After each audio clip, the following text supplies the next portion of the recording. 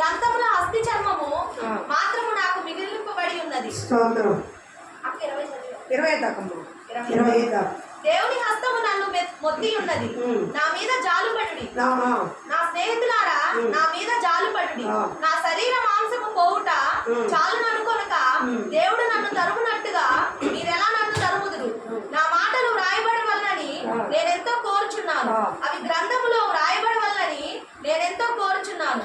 అవి ఇనుప పొగలతో బండ మీద చెక్కబడి సీసముతో నింపబడి నిత్యము నిలవెళ్ళనని నేనెంతో కోరుచున్నాను. అయితే నా విమోచకుడు సజీవుడనియు తరువాత ఆయన భూమి మీద నిలిచుడనియు నేను ఎరుగుదును. ఇలాగూ నా చర్మం చీకిపోయిన తరువాత శరీరముతో నేను దేవుణ్ణి చూచెదను. నా మట్టుకు నేనే చూచెదను, మరి ఎవరును కాదు, నేనే కనులారా ఆయనను చూచెదను. మమ్మికలుగా ప్రేమించే మా ప్రియ పరలోకపు తండ్రి, మీ కొందరు స్తుతి స్తోత్రాలు చెల్లించుకుంటున్నాం. ఈ లేఖన భాగాన్ని అయా ఈ వాక్యాన్ని మాకు ఇచ్చినందుకు స్తోత్రము. ఈ వాక్యము అర్థం చేసుకుని వారు కూడా ఈ వాక్య ప్రకారం జీవించులాగా అట్టి కృప మాకు దయచేయండి. ఈరోజు ఎవరి ద్వారా చెప్పబడుతున్నావో ఆ శ్రేష్టమైనటువంటి మాటలు, శ్రేష్టమైన వాక్యాన్ని అయ్యా మేము అన్వయించుకొని దాని ప్రకారం జీవించే కృప సంఘ బిడ్డలకి నాకు మాకు దయచేయమని మీరు ఇచ్చిన వాక్యాన్ని బట్టి స్తోత్రాలు చెల్లించుకుంటూ ఆత్మదేవుడిగా నీ కార్యము హృదయంలో జరిగించండి. ఇతరమూర్తులను తొలగించండి, అనాలోచన తీసేయండి. పరిశుద్ధాత్మ దేవుడిగా అయ్యా ప్రతి హృదయాన్ని మీరు తెరవమని, వాక్యంతో నింపమని యేసు నామమున తండ్రి, ఆమేన్. హల్లెలూయా, హల్లెలూయా.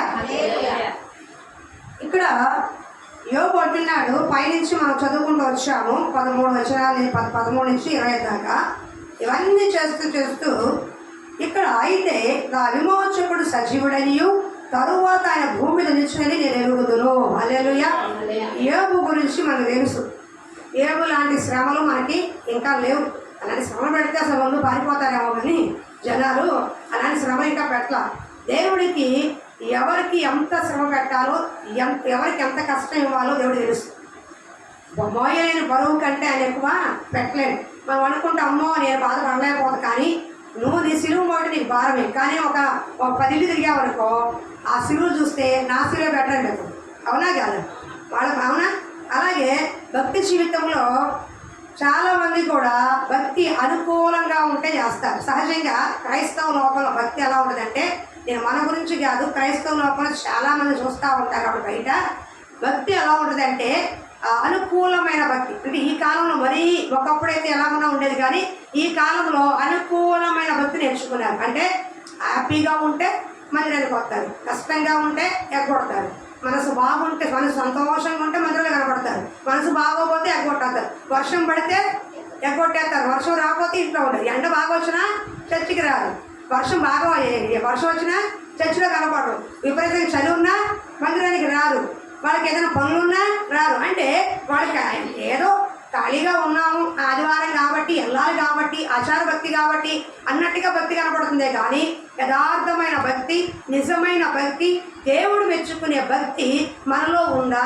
ఈ రోజున ఒక 3 వ్యక్తుల ద్వారా మనం మన భక్తిని పరిశీలించుకుందాం. మీరు కూడా భక్తి చేస్తున్నారు, నేను కూడా భక్తి చేస్తున్నాను, మనందరం దేవుడి దగ్గర భక్తి చేస్తున్న వాళ్ళమే.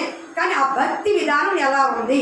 నువ్వు అనుకునే భక్తి వేరు, దేవుడు అనుకునే భక్తి వేరు. అమ్మయ్య ఈరోజు ప్రార్థన చేశా, క్యాలెండర్లో వాక్యం చదువుకున్నా, ఈరోజు ఏ తప్పు చేయలే, ఏ పాపం చేయలే, అప్ప నేను ఎంత పరిశుద్ధంగా ఉన్నానో, నేను ఎంత హ్యాపీగా ఉన్నానని వెళ్ళిపోతారు భక్తి పనులు. అది కాదు, దేవుడు చూసే భక్తి మనం చెయ్యాలి. మనం మెచ్చుకునే భక్తి కదా. ఎవరు మెచ్చుకోవాలి? ప్రభు మెచ్చుకునే వాడే యోగ్యుడని వాక్యం చెప్తుంది. నేను మీ ముఖాలు చూసి ప్రార్థన బాగా చేస్తారు, పాటలు బాగా పడతాను చెప్పగలను, కానీ మీ అంతరంగంలో పాటకు తగ్గ జీవితం, ప్రార్థన తగ్గ జీవితము, పరిశుద్ధత ఉండాలని ఎవరు కొలుస్తారు? నీకు నాకు వాక్యం చెప్తున్న నాలో ఎలా ఉంది ఎవరు కొలికిస్తారు? మీరు రిప్లై ఇవ్వండి అయ్యా, నిద్రపోబాకండి, పని ముందు జరుగు. అర్థమవుతుందా? కాబట్టి భక్తి విధానం అనేది అనుకూలమైన భక్తి కాదు. ప్రతికూలతలో కూడా భక్తి చేసిన వారు, ప్రతికూలతలో కూడా ప్రార్థన చేసిన వారు, ప్రతికూలతలో కూడా దేవుడి కొరకు పనిచేసిన వారు భక్తులు అనేకులు బైబిల్ గ్రంథంలో మనకి మాదిరికరంగా ఉంచారు. ఎవరు ఉంచారు? ఇప్పుడు ఉదాహరణకి యోబు ఎలా ఉన్నాడు? యోబు పరిస్థితి ఏంటి? అసలు యోబు జీవితం ఏంటి? ఒకప్పుడు మహారాజులా బతికిన వాడు. 1వ అధ్యాయం ఒక 2 వచనాలు చెప్పి ముందుకు వెళ్ళిపోతాను. అప్పుడు పరిస్థితి ఏంటి, ఇప్పుడు పరిస్థితి ఏంటి? ఇప్పుడు పరిస్థితిలో కూడా యోబు ఎలా ఉన్నాడు చెప్తే, భక్తి ఎలా ఉందో ఏదో మనం నేర్చుకుందాం. వాడు దీనా యోబు గ్రంథం 1వ అధ్యాయం 1, 2 చదవండి, 3 చదవండి త్వరగా. చదువుకుంటే వెళ్ళిపో. యథార్థవంతుడను న్యాయవంతుడనై దేవుని యందు భయభక్తులు కలిగి చెడు దానం విసర్జించిన వాడు అతనికి 7 కుమారులను 3 కుమార్తెలు కలిగి అతనికి 7,000 గొర్రెలు 3,000 ఒంటెలు 500 మంది అతని ఆస్తి ఉందనిగా తూర్పు జనులందరూ అతడే గొప్పవాడిగా ఉండేను. అమ్మ వినండి, యోబు ఒకప్పుడు పరిస్థితి ఏంటి? ఆ దేశంలోనే గొప్పవాడిగా ఉన్నాడు. అర్థమవుతుందా? ఇప్పుడు ఒక ప్రాంతానికి గొప్పవాడిగా ఉన్న, ఒక 10 ఇళ్ళు ఉన్నాయి అనుకోండి, గొప్పవాడిగా అంటారు. 10 ఇళ్ళు ఉంటే గొప్పవాడు అంటారు, ఒక 10 కార్లు గొప్పవాడు అంటారు. అలాంటిది దేశానికే గొప్పవాడు అంటే ఎవరైనా పూర్తి దేశానికే గొప్పవాడిగా ఉన్నాడంటే యోబు. అలాంటి యోబు ఒక్కసారిగా పరిస్థితి ఏమైపోయింది? తిరగబడిపోయింది. వాడల బళ్ళు అవుతాయి, బళ్ళు వాళ్ళు అవుతాయి సమయం చెప్తారే, అట్లా యోబు గారి పరిస్థితి సాతాను దేవుని సవాల్ మధ్యలో ఒక్కసారిగా అట్టు తిరగేసినట్టుగా ఆయన జీవితం అలా జరిగిపోయింది. ఎలా జరిగింది? అట్టు ఏం చెప్తారు?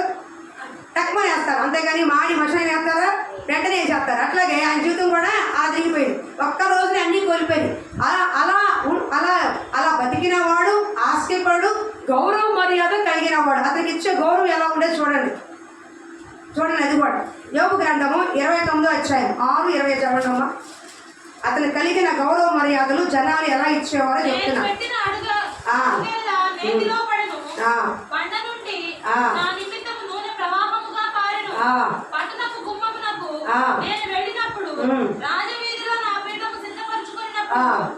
ఎవరు నన్ను చూసి దాగుకొని ముసలివారు లేచి నిలబడి అధికారులు మాట్లాడటం మాని నోటి మీద చెయ్యి వేసుకునేది.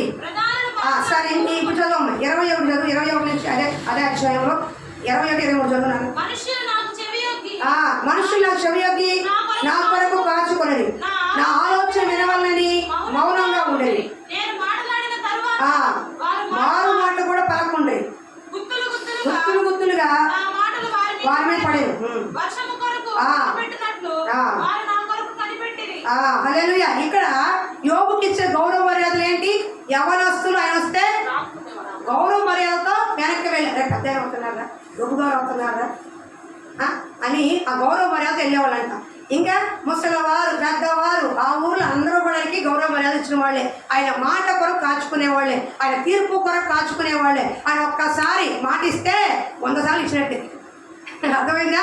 ఒక్కసారి తీర్పిస్తే 100 సార్లు ఇచ్చినట్టు. అంటే గౌరవ ఆస్తి ఐశ్వర్యం కలిగిన వాడు, గౌరవ మర్యాదలు కలిగిన వాడు, అందరూ కూడా ఎంతో వినయ విధేయతలు కలిగిన వాడు. ఇలాంటి పరిస్థితుల్లో ఉన్న యోబు, ఇలాంటి జీవించిన యోబు, ఇప్పుడు ఆయన పరిస్థితి ఎలా ఉంది? ఇప్పుడు వాళ్ళు ఏం చేస్తున్నారు? అన్నీ కోల్పోయిన తర్వాత, ఆస్తి కోల్పోయిన తర్వాత, అందం కోల్పోయిన తర్వాత, పరపతి కోల్పోయిన తర్వాత, డబ్బు కోల్పోయిన తర్వాత, జబ్బు వచ్చిన తర్వాత, ఎవరు లేనివాడిగా అనామకుడిగా నిలబడిపోయిన యోబు ఇప్పుడు వాళ్ళు ఎలా చూస్తున్నారంట? చూడండి, నా ప్రాణ స్నేహితులు ఉన్నది 14, నా బంధువులు నా యొద్దకు రాకపోయి ఉన్నారు. అమ్మ వినండి, నేను ఈ 2 విషయాలు చెప్పినాక ఇది మీకు అర్థమవుతుందని క్షమించా. ఇప్పుడు యోబు ఒకప్పుడు భాగ్యవంతుడు, ఐశ్వర్యవంతుడు, దేశానికే పెద్ద దిక్కు. అలాంటి వాడికి గౌరవ మర్యాదలు ఆత్మీయంగాను లోకపరంగాను ఇచ్చిన వారే. అలాంటి యోబు పరిస్థితి ఏమైంది? రోజున తిరగబడింది. సాతాను దేవుడు సాతానికి అప్పగించిన పనిలో యోబు జీవితం ఒక్కసారిగా పరీక్షించబడి, అది తప్పు చేసిన వల్ల కాదు, పాపం చేసిన వాళ్ళు కేవలం భక్తుడా కాదని పరీక్షించడానికి, దేవుడు పరీక్షలు నిలబడటానికి సాతానికి అప్పగించడం వల్ల సాతాను ఏం చేసింది? ఆస్తి తీసేసుకుంది, పిల్లలు తీసేసుకుంది, ఆఖరి భార్య కూడా వెళ్ళిపోయింది. ఒక్కడే అనామకుడిగా జబ్బుతో నిలబడ్డాడు. ఈ రోజున యోబు లాంటి పరిస్థితి మానవ జీవితాలు కనపడుతుంది. బాగున్నప్పుడు బంధువులు వస్తారు, బాగున్నప్పుడు అయిన వారు వస్తారు, బాగున్నప్పుడు స్నేహితులు వస్తారు. కానీ ఈ పరిస్థితి బాగా లేనప్పుడు, నువ్వు అనుకూలంగా లేనప్పుడు, నీకు ఏదైనా సమస్య వచ్చినప్పుడు, నీ ఆదాయం పోయినప్పుడు, ఐశ్వర్యం పోయినప్పుడు, అన్నీ కోల్పోయినప్పుడు నీ పక్కన నిలబడేవాళ్ళు ఎవరైనా ఉన్నారా? యోబు కూడా అలాంటి పరిస్థితిలో ఉన్నారు. ఇక్కడ ఏమని చెప్పండి, మీకు అర్థమవుతుందా? ఆయన వస్తే దాక్కున్న వాళ్ళు, ఆయన వస్తే మర్యాద ఇచ్చిన వాళ్ళు, ఆయన ఏం మాట్లాడతాడని కనిపెట్టుకున్న వాళ్ళు, ఆ ఊరి గవిలవత ఏ తీర్పిస్తే ఆయన మాట మాట్లాడితే చాలు అదే శాస్త్రంగా ఉన్నవాళ్ళు, ఆ దేశం మొత్తం కూడా పెద్ద దిక్కుగా గౌరవ మర్యాద అన్ని హోదా ఇచ్చిన వాళ్ళు ఈ రోజున అదే మనుషులు ఏం చేస్తున్నారు, బంధువులేమో చూడటానికి కూడా రావట్లేదంట. తర్వాత ప్రాణ స్నేహితులేమో మీరు మరీ ఘోరం, బంధువులు రాకపోయాడు మానేసారు. వినండి, బంధువులేమో బెల్లం చుట్టూ ఈగలు వస్తాయి. ఏమిటంట, బెల్లం చుట్టూ ఈగలు ఉంటాయి. ఆస్తి ఉన్నప్పుడే బంధువులు, ఆస్తి ఉంటేనే స్నేహితులు, ఐశ్వర్యం ఉంటేనే ఎదురు. అంటే 99 ఇప్పుడున్న కాలంలో 99% అట్లాగే ఉన్నారు. ఒకరిద్దరు మంచుకోలేము కానీ 95% అట్లాగే ఉన్నారు. చదవండి అమ్మాయి పరిస్థితి ఎలా ఉందో. బంధువులు రాకపోయారు, ప్రాణ స్నేహితులు మర్చిపోయారు, ఇంట దాసీలు జనులు అన్యునిగా ఎంచారు. అబ్బా పనోళ్ళు కూడా లెక్క చేయడంట.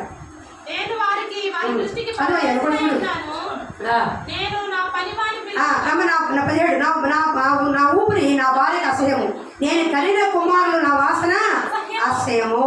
19 నా ప్రాణ స్నేహితులందరికీ నేను అసహ్యుని, నేను ప్రేమించేవారు నా మీద తిరగబడి ఉన్నారు. అబ్బా ఎంత బాధాకరమైందండి. యోగ పరిస్థితి ఒక్కసారి గమనించారా? ఏమండి నా బాధ మీకేం దొరుకుతాయండి?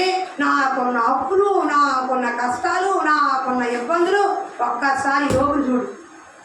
ఒక్క రోజునే పడవ తిరగేసినట్టుగా ఒక్క రోజునే జీవితం అంతా కూడా ఆస్తి పోయింది, పరపతి పోయింది, మర్యాద పోయింది, గౌరవ మర్యాద పోయినాయి, అయిన వారు కోల్పోయారు. ఆఖరి కట్టుకున్న భార్య కూడా, శ్రమంలో నిలబడాల్సిన భార్య కూడా వదిలేసిపోయింది.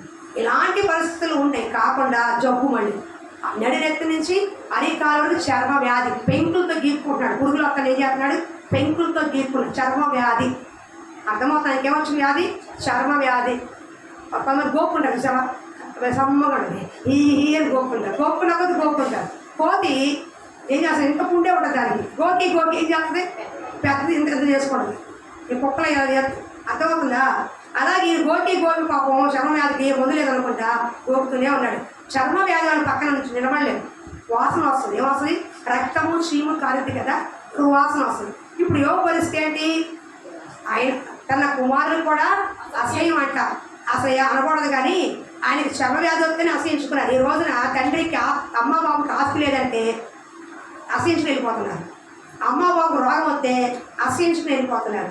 అమ్మ నాన్నకి ఏదైనా ఇబ్బంది వచ్చిందంటే నీ దిక్కున చేసుకోకపోయినా అన్న కుమారులు లేకుండా పోయారా? 80 కోట్ల ఆస్తి ఇస్తే కుమారులు కుమార్తెలు ఒక్కరు కూడా రాదండి, చచ్చిపోతుంది. ఎంత ఇచ్చాడండి 80 కోట్ల? 80 కోట్ల ఆస్తి ఇచ్చాడు పెద్ద ఆయన బాబు. ఎక్కడో మన కాశీలో మనం యూట్యూబ్లో చూసేది 80 కోట్ల ఆస్తి రాజిస్తే కూడా కడ చూపుకి నోచుకోలేదు. వృద్ధాశ్రమంలో ఆయన తాగేస్తారు. ఎంత బాధ అండి. కనీ పెంచి ఇప్పుడు పిల్లలు ఎందుకు ఇస్తారు, వృద్ధాప్యం వచ్చినప్పుడు కాస్త చూస్తారేమో అని. అసలు ఆసరాగా నిలబడతారు. కర్ర ఏం చేస్తుంది, ఊత.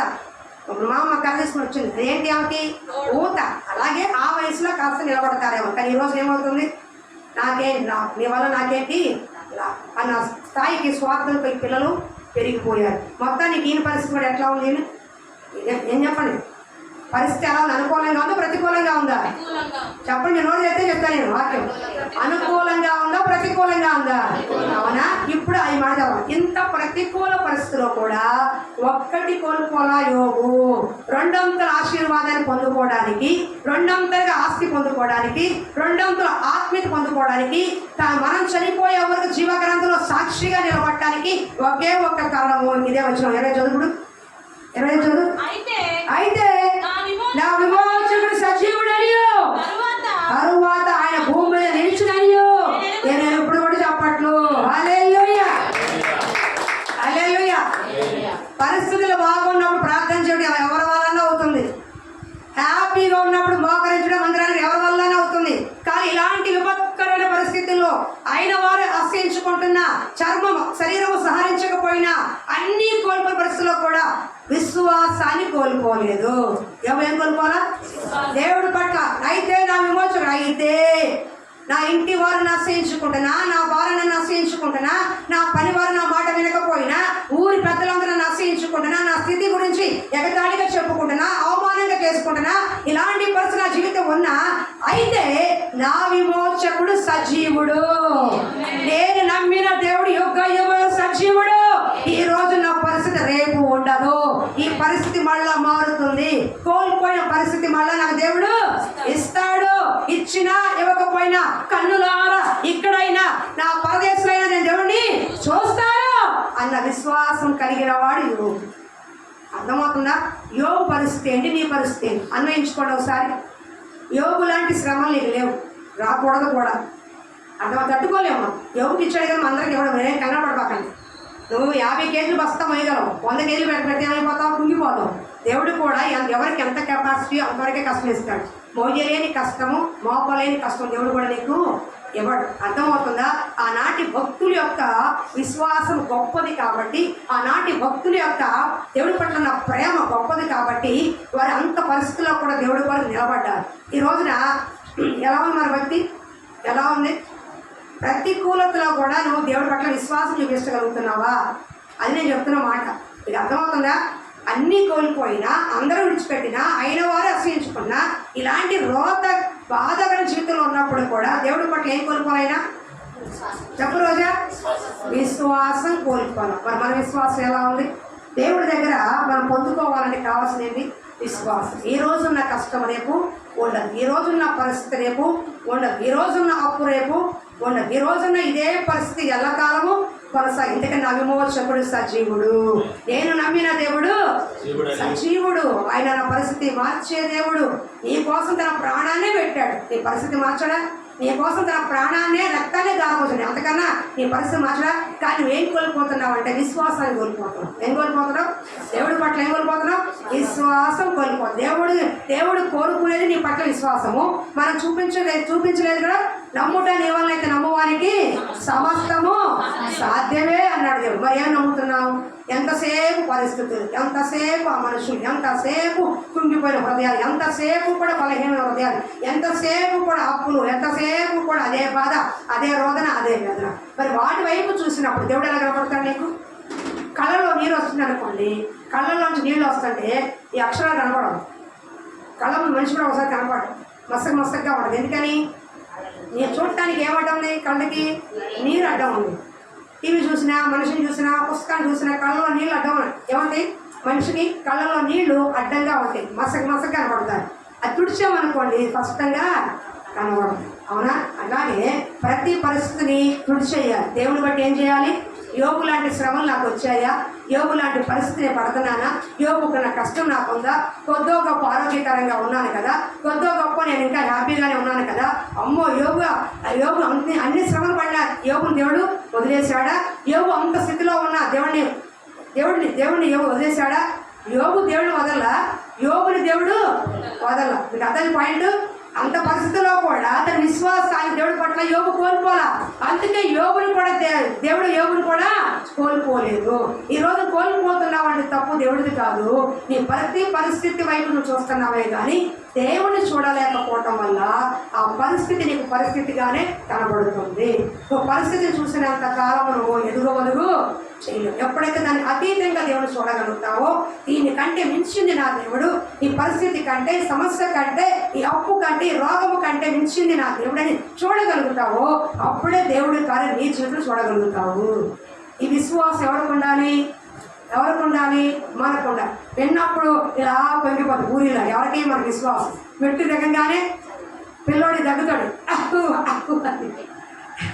విశ్వాసం ఏమైపోతుంది? సన్నగిల్లిపోతుంది.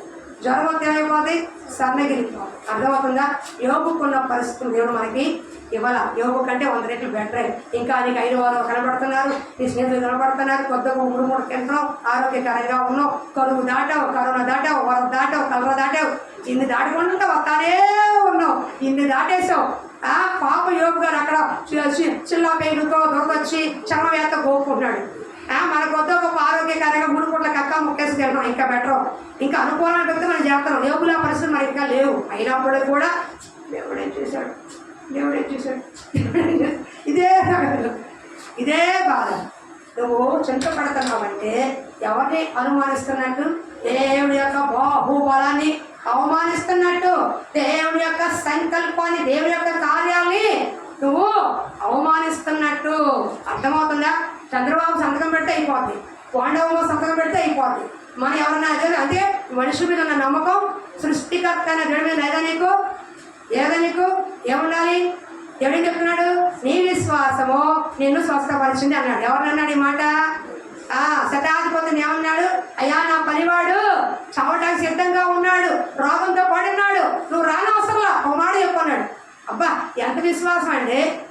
తెల్లాలేదు పరిశోధ చప్పట్లు కొడుతూ విశ్వాసం ఉండదు మనకి. ఆయన ఎవరో శతాధిపతి, 100 మందికి అధికారి. ఆయన అన్నాడు యేసు ప్రభు మా ఇంటికి రానవసరంలా, అక్కడి నుండి చెప్పు మాట, నువ్వు అక్కడి నుంచి చెప్పినా పని అయిపోద్ది. ఆయన ఇక్కడుండే కాదు, ప్రపంచంలో ఏ దిక్కు నుండి మాట్లాడి పని అయిపోద్ది. అమెరికాలో ఉండి మెసేజ్ పని అయిపోద్ది, ఇండియాలో అమెరికా ఉండి ప్రార్థన చేసే పని అయిపోద్ది. ఆయన సమీపానికే కాదు దూరానికి కూడా దేవుడే. అర్థమవుతుందా? ఆయన ఏమన్నాడు? ఎక్కడున్నావు అక్కడి నుంచే నువ్వు మాట పలుకో, దెబ్బకు మా పనివాడు లభిస్తాడు అన్నాడు.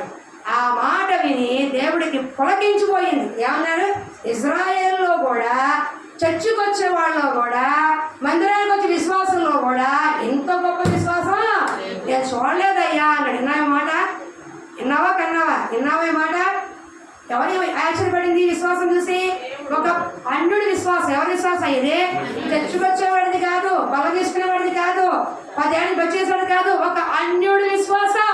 దేవుణ్ణి ఎరగని వాడు ఒక్కసారి యేసు ప్రభువుని తిన్న తర్వాత ఆయన ఏదైనా చేయగలడు, కథ మొత్తం మార్చగలడు అని నమ్మాడు.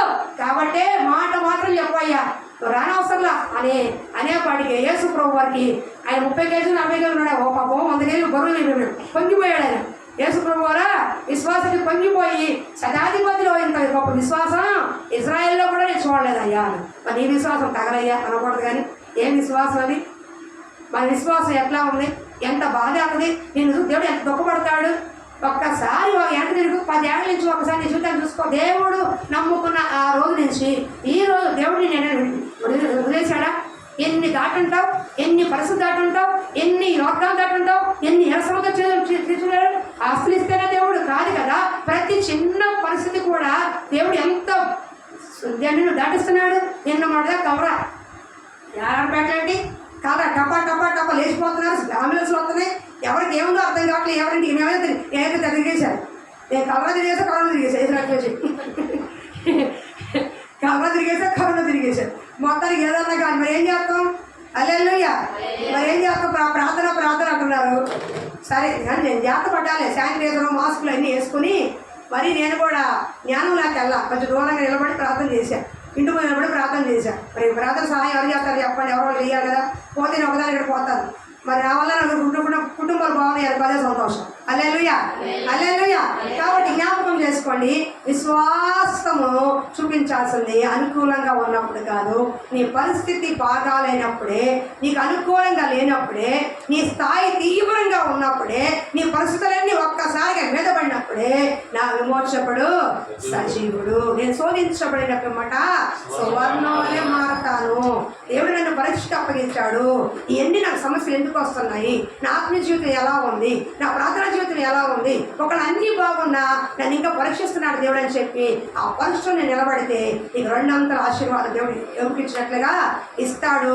ఎక్కడ ఏడ్చావు అక్కడ నేను ఘనతనిచ్చి ఖ్యాతినిచ్చి నిలబడతాడు. ఇప్పుడు ఏముండాలి నీకు? ప్రతికూలతలు ఏముండాలి చెప్పండి? ఏముండాలి? భర్త జగన్ తీసుకొచ్చి 10 ఏళ్ళు కట్టించినప్పుడు విశ్వాసం కాదు. ₹1 ఇవ్వకపోయినా ఈ నెల దేవుడు పోషించగలడు అని చెప్పి విశ్వాసం. నీ చేతిలో ₹1 లేకపోయినా ఈ నెల అంతా దేవుడు ఏలియాని పోషించినట్లుగా నన్ను నా బిడ్డలు పోషించగలని చెప్పే విశ్వాసం. నేను ఒక లెక్కేసా. దాదాపు ఇది ఖర్చు అంతా ఎవరెవరు ఏమో లెక్కేస్తే సరిగ్గా లెక్కేస్తే ₹18,000 మనకి ఇన్కమ్ పోయింది. ఇక్కడ ఎంత పోయింది? ఎవరి వాళ్ళు లెక్కేస్తే ఎంత సరే పుణ్యం ఉద్యోగం వేసుకుంటచ్చు. ఇంచుమించు ₹18,000 ఇల్లే. అవన్నీ వచ్చి ఉంటే నేనేం చేసేదాన్ని? ఎవరితో పని ఏంటి? మా వాళ్ళు ఉన్నారు, నాకేంటి నేను అనుకునేదాన్ని. కానీ దేవుడు ఏం చేశాడు? నువ్వు వాళ్ళేం చూడకూడదు. ఎవరు చూడాలి? కొండల తప్పి నీ కళ్ళు ఎప్పుడు పైకి ఎత్తాలి, నువ్వు వాళ్ళేం చూడకూడదులే అని నాకేం చేశాడు? 18,000 సున్నా పెట్టాడు. ఏం చేశాడు? రౌండప్ చేశాడు. ఎన్ని ఇచ్చేద్దరు నేను నా మాట అంటావు? నేనే మాలాక నేనే అంటాను, నేనే దేవుడిని అంటా అని చెప్పి దేవుడు ఏం చేశాడు? నాకు 18,000 బాత్రూమ్లో పెట్టాడు. సరే ఎప్పుడో రోజు బయటకు వస్తలే అన్నీ ఆ ధనాగారంతో ఒకేసారి మూటగా అవుతాడు దేవుడు. కానీ ఈలోపు నేనేం చేయాలి? కొండల తట్టు కనులెత్తుచున్నాను, ఇదిగో ప్రభువా ఇది కట్టాలి, ఇది చెయ్యాలి, ఇదిగో మాకున్నది ఇంత, మాకున్నది కొంచెమే, మాకున్న ముద్ద కొంచెమే, మాకున్న పిండి కొంచెమే, మాకున్న ఆహారము కొంచెమే. కానీ 3.5 సంవత్సరాల చదువు లేకుండా పోషించిన దేవుడు ఈ నెల, వచ్చే నెల 2026 కూడా ఈ చదువు లేకుండా పోషించే దేవుడు ఆయనే. అందుకని నీ దగ్గర ఉన్న ముద్ద ఏం చేయాలి? ప్రథమగా దేవుడికి ఇవ్వాలి. అంటే ప్రార్థన జీవితాన్ని, ఆ కొద్ది ప్రార్థన, ఆ 10 నిమిషాల ప్రార్థన, ఆ పావు గంట ప్రార్థన, ఆ అరగంట ప్రార్థన ముద్దగా పాదాల దగ్గర పెడితే దాన్ని నువ్వు పొదువు లేకుండా దేవుడు పోషిస్తాడు. కానీ ఏం చేస్తున్నాం? ఆ ముద్ద కూడా మింగేస్తాం, ప్రార్థన కూడా చేయలేకపోతుంది. విశ్వాసం ఎక్కడి నుంచి వస్తుంది తల్లి? నేను ఒక మాట చెప్తున్నా, భక్తులు అంటే అర్థమే తెలుసా? ఏమున్నా లేకపోయినా, ఏమి ఇచ్చినా ఇవ్వకపోయినా, ప్రాణం ఉన్నా లేకపోయినా, నా దేవుడు నాకు ఉంటే చాలు. ఇది నిజమైన భక్తి. కానీ ఈరోజు అలాంటి భక్తి కనపట్ల. ఉద్యోగం వస్తే భక్తి, ఉద్యోగం పోతే ఏం దేవుడు, పెళ్లి చేస్తే భక్తి, పెళ్లి చేయకపోతే ఏం దేవుడు, వ్యాపారం బాగుంటే దేవుడు, వ్యాపారం బాగోకపోతే దేవుడు కాదు, కుటుంబం బాగుంటే దేవుడు, పిల్లలు పుడితే దేవుడు, పిల్లలు లేకపోతే దేవుడు కాదు అని. అసలు దేవుడిని ఎలా వాడుకుంటారంటే, ఇంట్లో అమ్మా నాన్న ఎలా వాడుకుంటారు, మనుషులు ఎలా వాడుకుంటారు బాబు నిద్రపోమాక. అమ్మా నాన్న కూడా సార్ దేవుణ్ణి కూడా ఒక ఫైనాన్సర్ లాగా చేసేవాడు వాడుకున్నారు. కానీ దేవుడు చెప్తున్నాడు, నేను వచ్చిన దానికి కాదయ్యా, నిత్య నరకాగ్ని నుంచి నేను తప్పించడానికి వచ్చా. ఎక్కడికి వచ్చాడు?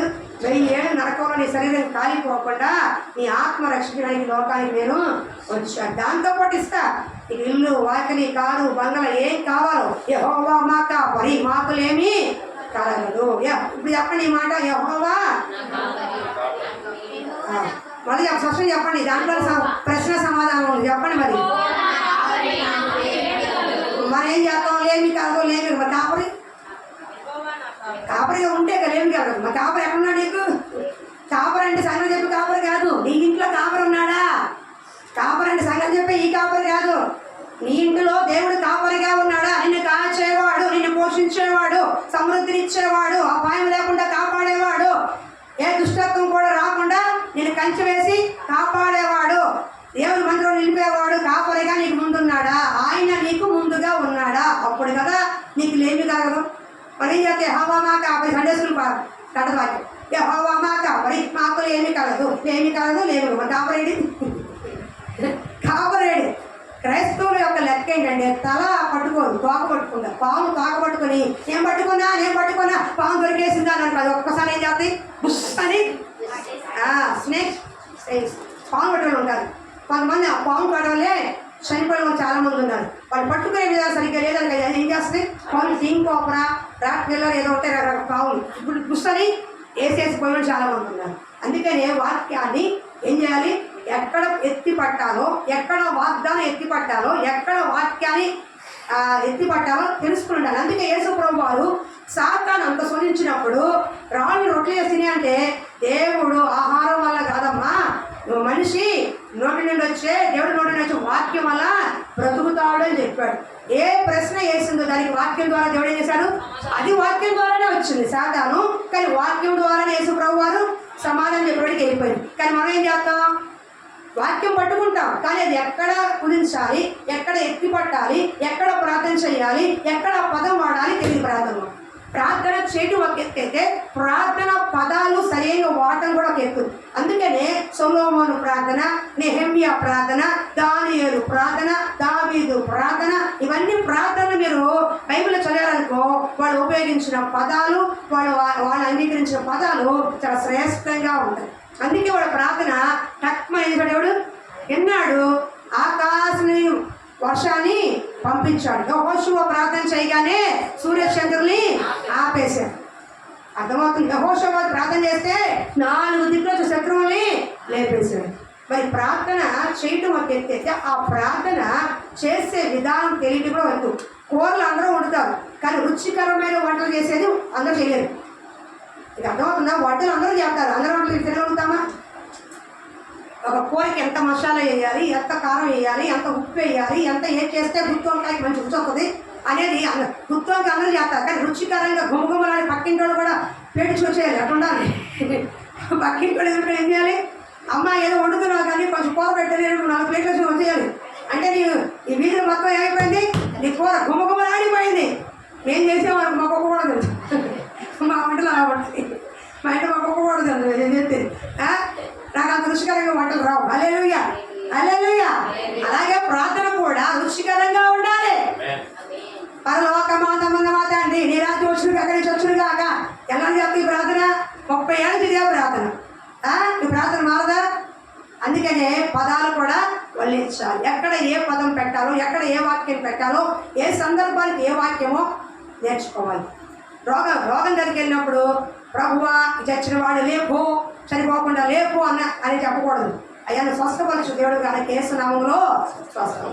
పెళ్లి చేసే వాక్యం వేరు, పెళ్లి చేసే ప్రార్థన వేరు, స్వస్థత కోసం చేసే ప్రార్థన వేరు, ఆత్మీయత కోసం చేసే ప్రార్థన వేరు, అభిషేకం కోసం చేసే ప్రార్థన వేరు, ఆత్మీయ గ్రోత్ కోసం చేసే ప్రార్థన వేరు. ఇలా ఎన్ని రకాల ప్రార్థనలు ఉన్నాయి. కానీ మనం ఏం చేస్తాం?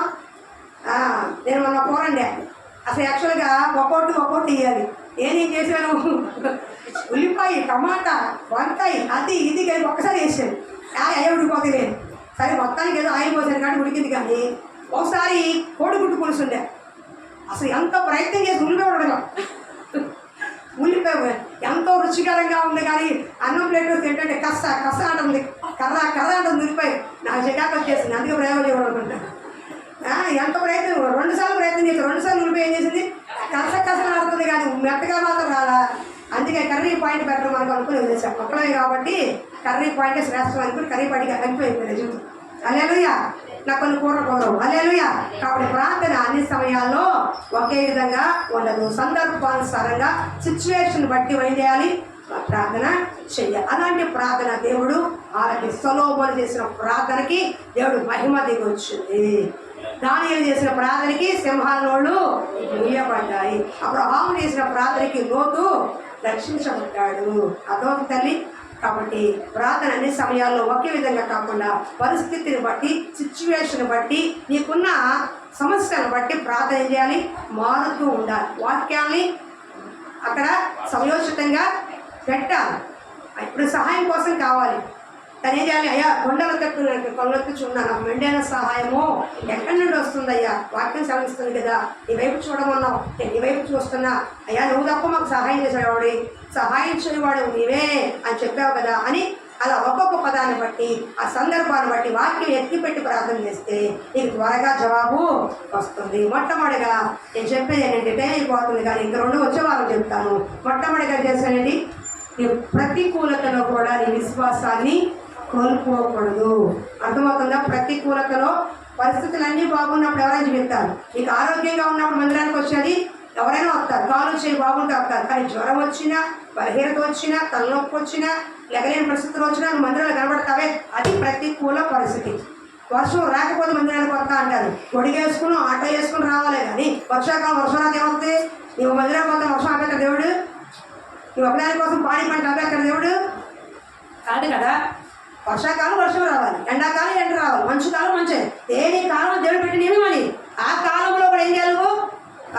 కొద్దిగా ఫ్యాన్ ఇచ్చి అనుకూలమైన పరిస్థితులు ఇచ్చి ఉంటేనే మీరు ప్రార్థన చేయకపోతే అసలు పరిస్థితులన్నీ మారబోతున్నాయి. చట్టాలు, శాసనాలు మారిపోతున్నాయి. అప్పుడే ప్రార్థన చేస్తావు. కాస్త అనుకూలంగా ఉన్న టైము, ఎన్నో గంటల ప్రార్థన చేసుకునే టైము, కాస్త గంట సేపు ప్రార్థన చేసుకునే టైము, అనుకూలంగా ఉన్న టైము, పిల్లలు స్కూల్కి వెళ్ళినప్పుడు, భర్త ఆఫీస్కి వెళ్ళినప్పుడు, కాస్త ఒంటరిగా ప్రార్థన సమయం ఉన్నప్పుడే ప్రార్థన చేయకపోతే శాసనాలు మారి, పరిస్థితులు మారిపోయి ఇంకా భయంకర పరిస్థితులు వచ్చినప్పుడు మీరు ప్రార్థన చేస్తారు. అనుకూల సమయాల్లోనే మీరు మోకరించలేకపోతే, పరిస్థితులు మారినప్పుడు, అనుకూలంగా లేనప్పుడు దేవుడి దగ్గర నమ్మకస్తులకి ఎలా నిలబడగలుగుతారు? ఈ ప్రార్థనే కదా రోజు నిలబడుతుంది. ఉదాహరణ ఒక మాట చెప్తా. దానియేలు కొరకే శాసనం పుట్టించారు. ప్రార్థన చేయకూడదు దేవుడు, ఈ దగ్గర ఏ తప్పు కనిపించట్లేదు, దానియేలు దగ్గర ఏ తప్పు కనిపించట్లేదు, ఏ తప్పు చేయట్లేదు, లంచం తీసుకునేవాడు కాదు, లంచం ఎక్కేవాడు కాదు, అమ్మాయి వ్యవహారం లేదు, ఏ డబ్బు హాస్పిటల్ ఏం చేయట్లేదు, నీకు పని చేయాలి. ఏం చేయాలి? ప్రార్థన చేస్తాడు. కాబట్టి ఆ ప్రార్థన జీవితం మీద కొట్టాలి తప్ప అని, రాజా 30 దినాలు నీ తప్ప ఎవరికి మొరపెట్టకూడదని ఒక దానియేలు కొరకు, ఆత్మ సంబంధమైన దానియేలు కొరకు, ప్రార్థనాపరుడైన దానియేలు కొరకు ఒక శాసనాన్ని పుట్టించారు. ఈ రోజున అనేక మంది శాసనాలు పార్లమెంట్లో తీసుకొస్తున్నారు. దేనికి? క్రైస్తవులు ప్రార్థన చేయకూడదు, క్రైస్తవులు వాక్యం చెప్పకూడదు, క్రైస్తవులు అంటే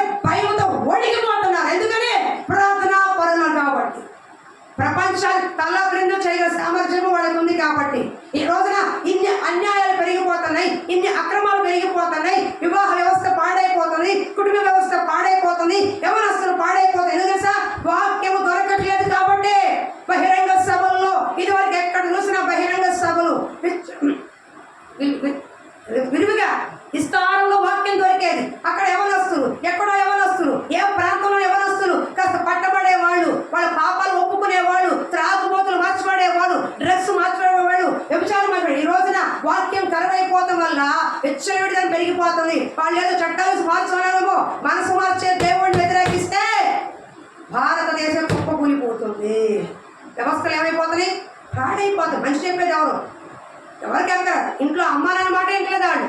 ఎవరి మాట వింటారు? దేవుడు వాక్యం దొరకని కాలము రాబోతుంది. వాక్యం దొరికిన కాలంలో ఏం చేయాలి? యెహోవాని వెతకండి. దానియేలు కొరకు ఒక శాసనాన్నే పుట్టించాడు. కానీ దానియేలు భయపడలేదు. ముమ్మారు యెరూషలేము కిటికీ తెరిచి ప్రార్థన చేశాడు. దినానికి ముమ్మారు చేసినట్లుగా యథావిధిగా శాసనం ఉందని తెలిసిన, సింహాల బోన్లో పడేస్తారని తెలిసిన, చంపేస్తారని తెలిసిన యథావిధిగా ముమ్మారు ప్రార్థన చేశాడు. తీసుకెళ్లి సింహాల బోన్లో పడేశారు. కానీ సింహాల నోళ్ళ దేవుడు ఊర్మించాడే కానీ ఆ సింహాల దేవుడికి అప్పగించగా. ఏది నీ భక్తి? ఫ్యాన్ కింద, ఏసీ కింద, కుర్చీలో కూర్చుని, మంచం మీద కూర్చుని ఎక్కడైనా సరే ప్రార్థన చేసిన అవకాశాలు ఉన్నప్పుడే మీరు ప్రార్థన చేయకపోతే రేపు అలాంటి దినాల్లో ప్రార్థన ఎలా చేయగలుగుతారు? మీరు ఎలా నిలబడతారు? ఆ భక్తి లేకపోతే రేపు పరలోక రాజ్యానికి ఎలా వెళ్తారు? అర్థమవుతుందా?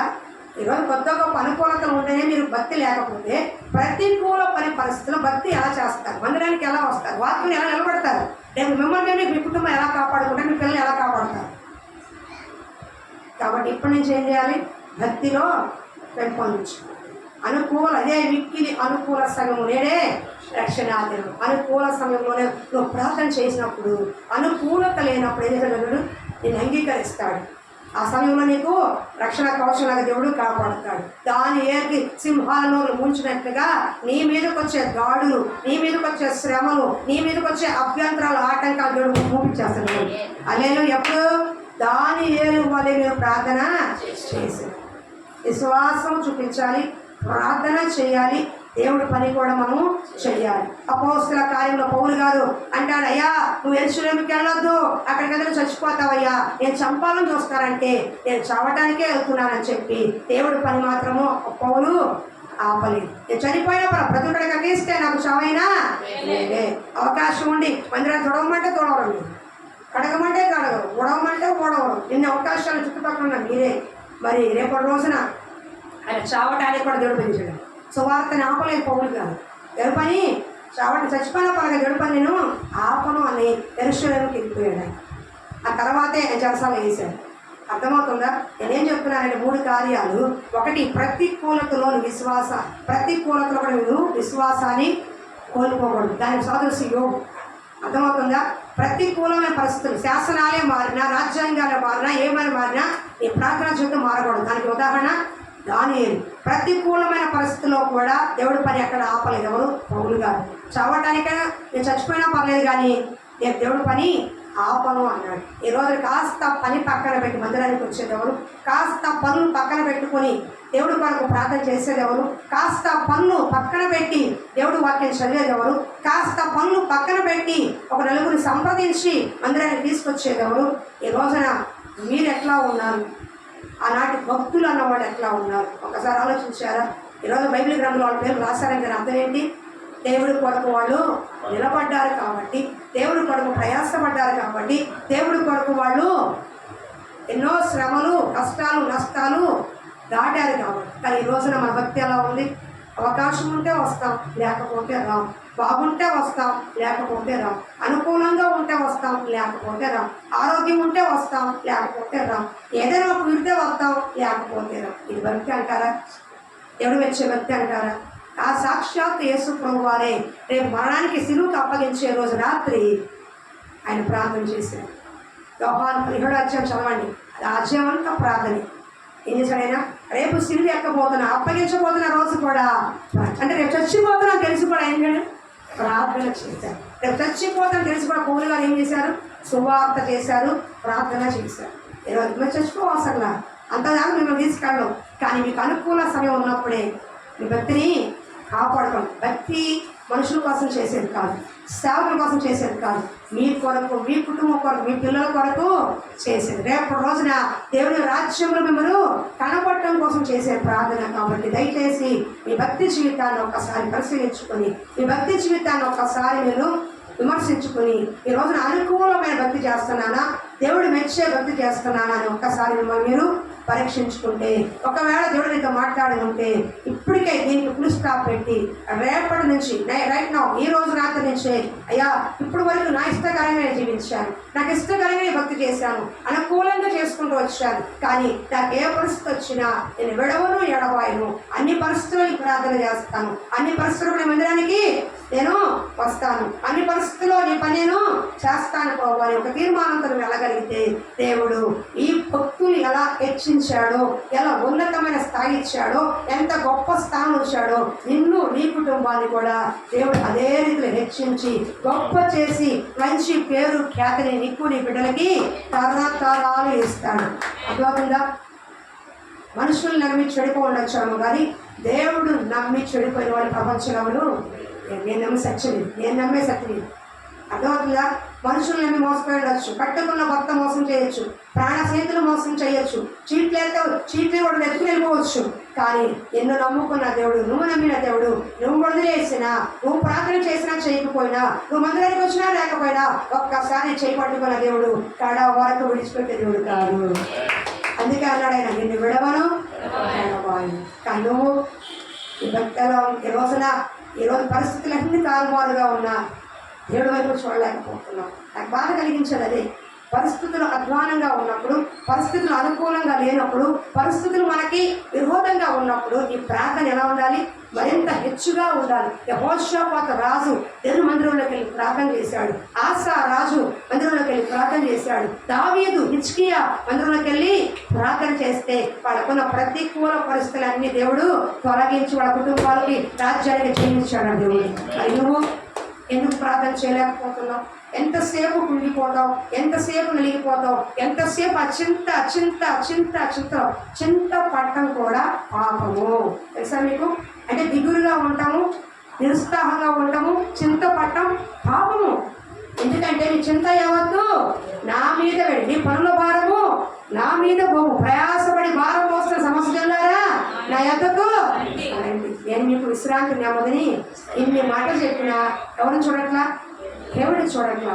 కాసేపు మనసు పక్కన పెట్టి, కాసేపు పరిస్థితిని పక్కన పెట్టి మార్చగలిగిన దేవుడు కన్నులు ఎత్తగలిగితే ఆయన ఆకాశంలో పట్ల జాలి చేసుకుని ఈ పరిస్థితిని కలగాల్సిన దేవుడు.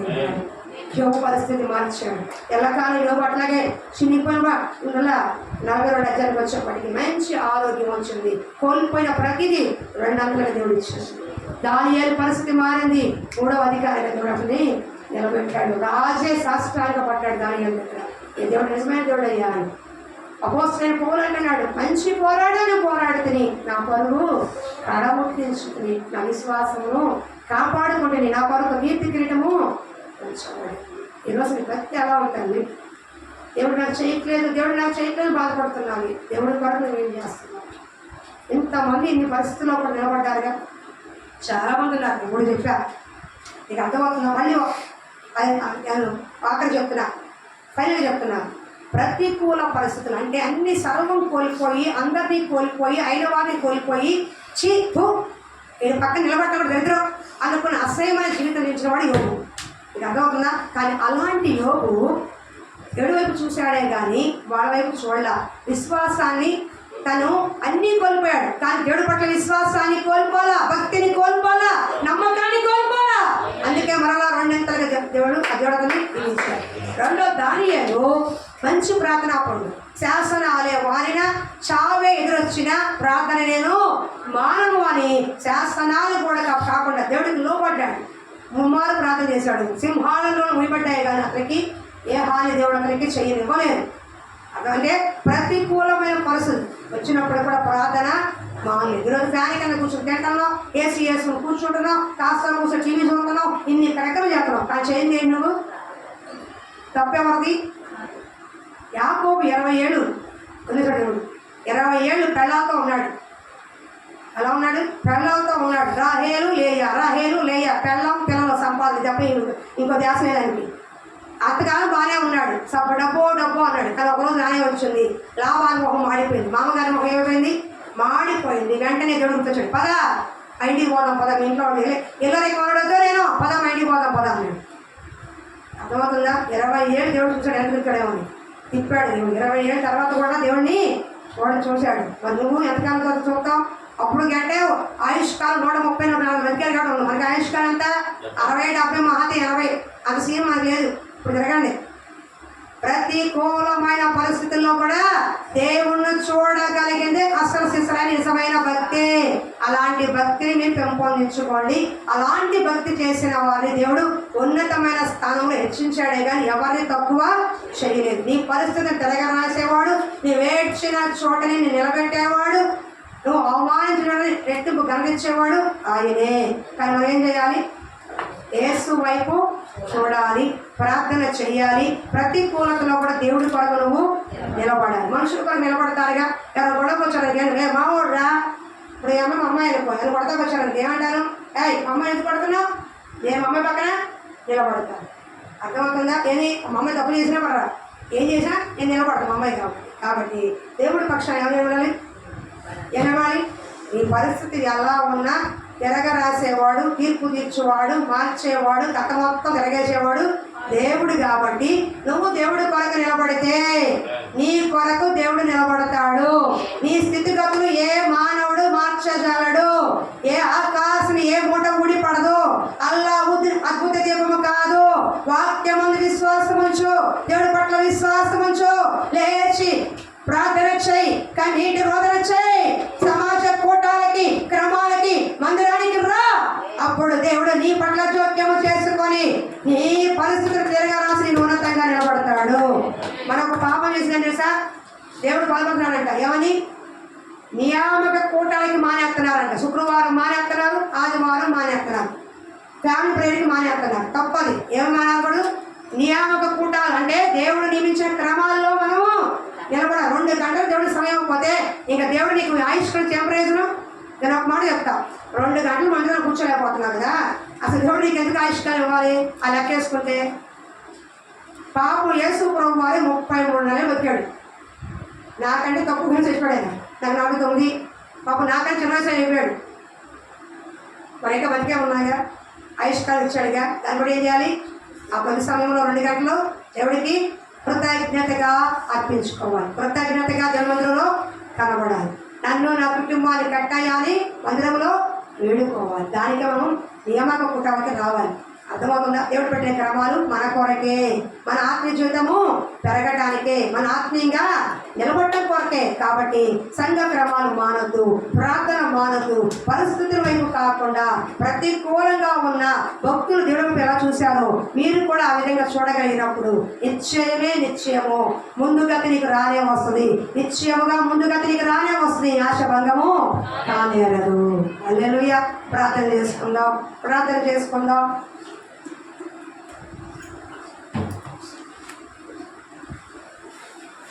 ఎడారి త్రోవలు నే నడచిన ఎరుగని మా